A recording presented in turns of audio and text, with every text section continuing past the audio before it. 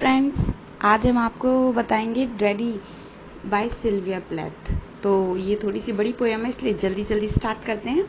सबसे पहले मैं आप इसका फर्स्ट स्टैंजा लूंगी। पहले मैंने इसकी थोड़ी सी समरी बताई है इससे पहले इंट्रोडक्शन में, तो आप पहले वहां देख लीजिएगा। और मैं थोड़ी सी और बता देती हूँ, जस्ट फॉर 10 और 11 सेकेंड्स। इसमें डैडी में क्या होता है कि वो सिल्विया प्लेथ जो होती हैं वो बहुत ज़्यादा अनहैप्पी होती हैं अपनी लाइफ से। इसका मतलब है कि वो उनके जो डैडी थे वो एक नाजी होते हैं, उनकी माँ एक ज्यूज होती है। तो उनको इन चीज़ों के बारे में पता होता है कि नाजी जो होते थे वो ज्यूज पर बहुत ज़्यादा अत्याचार करते थे। एक साथ 40-40 हजार 50-50 हजार नाजीज को एक साथ गैस चैम्बर में बंद करके मार देते थे।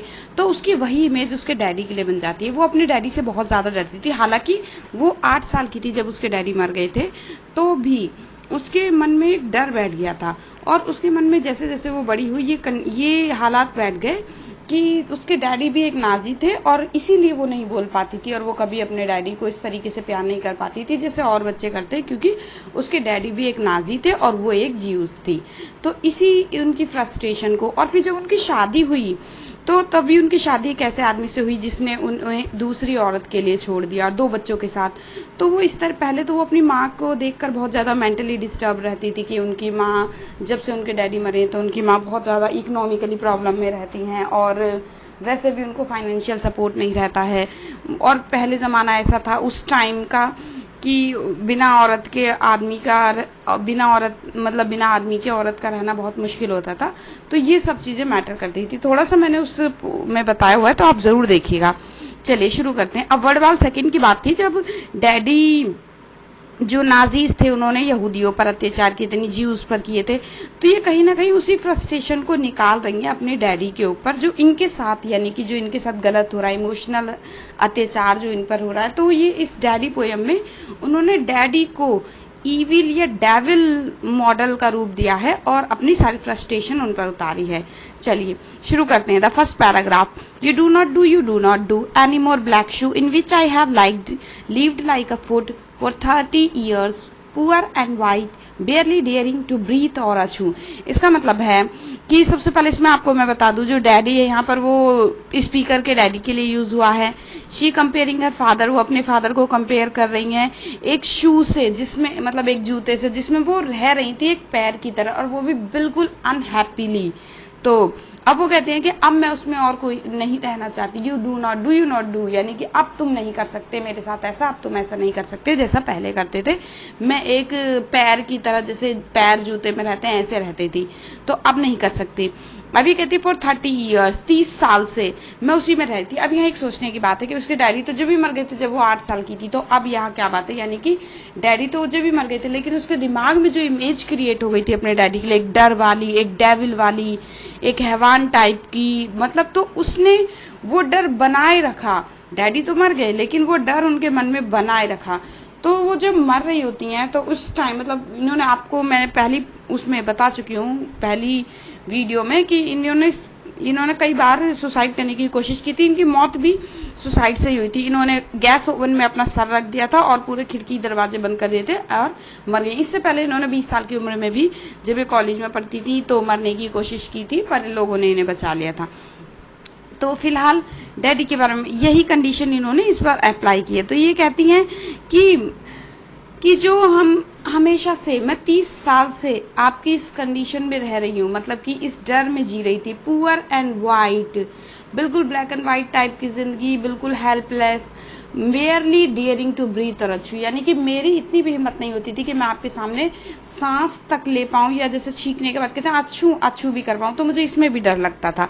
ओके, सो नेक्स्ट स्टैंजा, थोड़ा बड़ा स्टैंजा है। अगर पोएम ज्यादा बड़ी हो जाएगी तो मैं इसे 2 पार्ट में कवर कर दूंगी। Stanza 2, daddy I have had to kill you, you died before I had time, marble heavy a bag full of God, घासली statue with 1 great toe, big as a Frisco seal. सबसे पहले इसका बताना चाहूंगी, ये कहते हैं I have to kill you, I had to kill you, यानी कि मैं आपको मार देती लेकिन मुझे ये वक्त मिलता। यू डाइड बिफोर, आप पहले ही मर गए जब तक मुझे वक्त मिलता।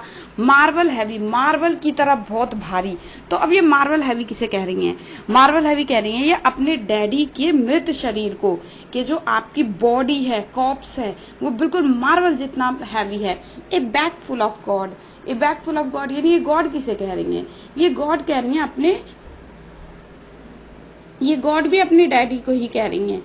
डैडी को गॉड इसलिए कह रही हैं क्योंकि जब तक ये बाहर कहीं निकलती नहीं थी, मतलब जब तक इनके डैडी थे, तो उन्होंने इन पर ऐसा इंप्रेशन जमाया हुआ था, impression in the bad sense, इतना डराया हुआ था कि ये समझती थी हमारे डैडी गॉड है, क्योंकि जब हम इनके आगे बोल नहीं सकते, जो ये डैडी कहेंगे वो ही करेंगी।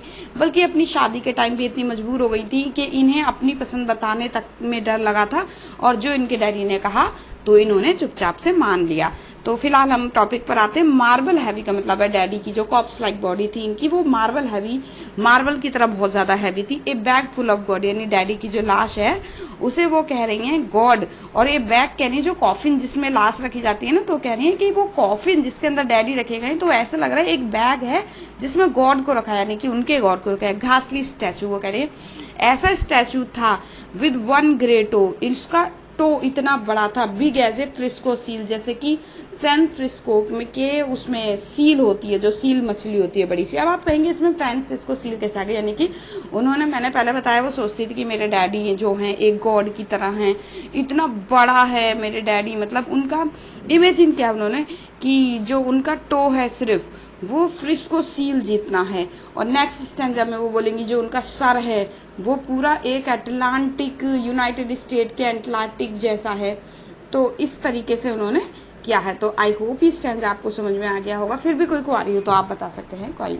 Stanza 3, and head in the freakish Atlantic, ये मैं आपको बता चुकी हूँ, उन्होंने पहले में बताया था कि जैसे उनका टो है तो वो उनको फ्रिस्को सील की तरह लग रहा है, सैन फ्रांसिस्को के जो वो थे समुद्र है उसकी सील की तरह।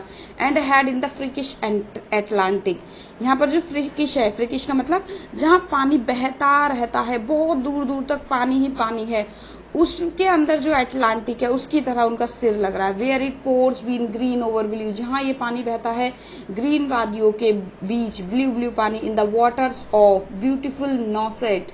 अब देखिए, अभी दूसरी लाइन में ये क्या कहती हैं कि आप जो है वहां से वहां तक फैले हुए हैं, ग्रे टो से लेकर आपका जो सिर, आपका पैर का टो है फ्रिकिश अटलांटिक तक फैला हुआ। अब ये कहते हैं कि जहां पर ये जो where it pours bean green blue in the waters of beautiful Nauset, I used to pray to recover you आज डू। इसका मतलब है कि अब वो इस लाइन में देखिए थोड़ी सी बदल गई, कह रही है I used to prayer to recover you, मैं प्रेयर करती थी कि आप ठीक हो जाएं। वो क्यों प्रेयर करती थी? हालांकि वो अपने डैडी से नफरत करती थी, लेकिन वो ये कहती हैं कि जैसे जैसे उनकी इमेजिनेशन बदली, यानी उनको पता चला कि वो कोई वो नहीं थे, गॉड नहीं थे, तो अब वो ये कहती हैं कि मैं जहां पर जो ये साइट उन्होंने बताई है, ये जो in the waters of beautiful Nauset, जहां पर एवरग्रीन ब्लू, जो ये वादियां होती हैं नेचर की, जहां पर सेंट वगैरह होते हैं, प्रेयर करते हैं, तो वो कहती है मैं वहां पर जाकर प्रेयर करती थी कि आप वापस आ जाएं। वापस इन द सेंस कि मैं आपको वो ना, मैं आपको पहले ये बात बता दूं कि वो ऐसा नहीं कि वो हाथ से अपने डैडी को मारना चाहती थी, यानी कि वो दिखाना चाहती थी कि डोमिनेट, यानी कि जो अथॉरिटी में उन्होंने उसको रखा है वो अब नहीं रहना चाहती, वो मतलब एक जवाब सा देना चाहती थी अपने डैडी को।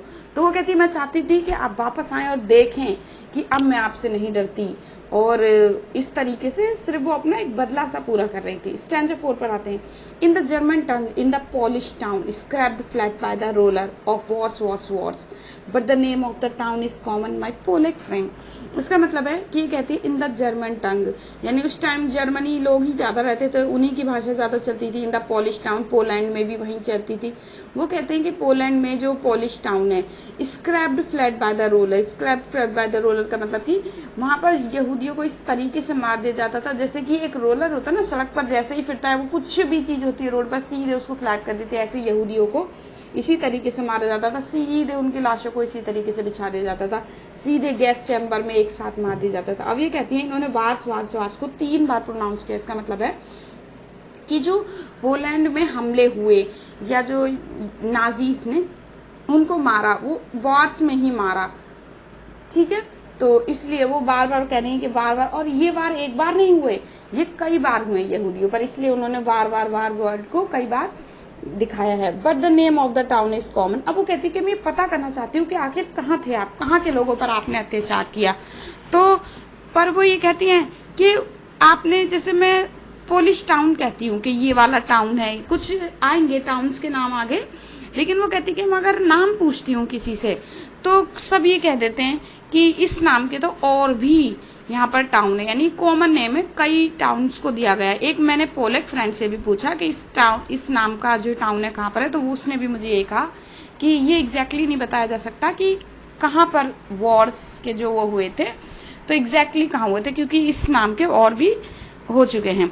स्टैंजा 5 में कहते हैं says there are a dozen or two, so I never could tell where you put your foot, your root, I never could talk to you, the tongue stuck in my jaws। वो कह रही हैं कि 3 are a dozen or two, says there are a dozen or two, यानी कि speaker wants to know about the root of her father। अब वो ये जानना चाहती है कि आखिर उसके पापा थे कहाँ से, वो जर्मनी के थे तो पोलैंड में आए थे, तो पोलैंड में जब वो आए थे तो वो रहते कहाँ थे, उनकी रूट्स कहाँ थी, यानी कि मेनली कहाँ से थे वो। अब वो जानना चाहते हैं जर्मन अटैक के बारे में कि जर्मन ने पोलैंड पर जो अटैक किया था, इसीलिए उसने अपने फ्रेंड से भी पूछा, तो उसके फ्रेंड ने उसे बता दिया कि यहाँ पर तो बहुत सारे हैं। इसलिए वो ये कह रही है कि मैं पता नहीं कर पा रही हूँ आपकी रूट्स कहाँ पर हैं, आखिर आप कहाँ थे। तो इसलिए वो कह रही है, इसीलिए वो कह रही है कि put your foot your root, यानी कि आपने पहला कदम वहां कहाँ रखा था, आपकी रूट्स कहाँ थी, तो वो जानना चाहती है। अब वो कहते हैं she tell us that in her childhood she had a fear of her father. वो कहती है कि मैं बचपन में इतना ज्यादा आपसे डरती थी कि मैंने कभी आपसे बात करने की हिम्मत नहीं की, कभी मैंने आपकी रेजिडेंसी के बारे में आपसे नहीं पूछा। तो उसके पापा इतना ज्यादा अथॉरिटेटिव थे, मैंने बताया ना अथॉरिटी उनमें बहुत ज्यादा थी, तो इतना ज्यादा थी कि वो अपने पापा के सामने इतना बोलने से भी डरती थी अपने डैडी के आगे कि उसकी जीभ उसके जबड़ों के बीच में ही दब जाती थी, इन द सेंस कि वो बोलने में भी बहुत ज्यादा हकलाती थी। Next stanza, it stuck in a barb wire snare, ich I could hardly speak, I thought every German was you and the language of skin. मैंने अभी बताया कि वो बोलने में बहुत हिचकिचाती थी, तो वो ये वर्ड भी कहती थी ना, जैसे इंसान बोले मैं यानी कि मैं भी ठीक से ना कह पा रही हो, तो वो आई को इस तरीके से बोलते इस तरीके से कि मतलब आई नहीं बोल पा रही है। इस stuck in a barb wire snare, ऐसा लगता था कि जैसे कि वायर में बांध दी हो उनकी जीभ। आई कुड हार्डली स्पीक, बहुत मुश्किल से बोल पाती थी वो 2-4 word. I thought every German was you, उन्होंने यही धारणा अपने मन में बना ली थी कि हर जर्मन उनका डैडी ही है। And the language of skin, इसलिए उन्होंने उस लैंग्वेज को कभी भी सीखने की कोशिश भी नहीं की, यानी कि हालांकि उसके पापा जर्मन थे पर उन्होंने इस लैंग्वेज को कभी भी सीखने की या ग्रहण करने की कोशिश नहीं की। स्टैंजा 7,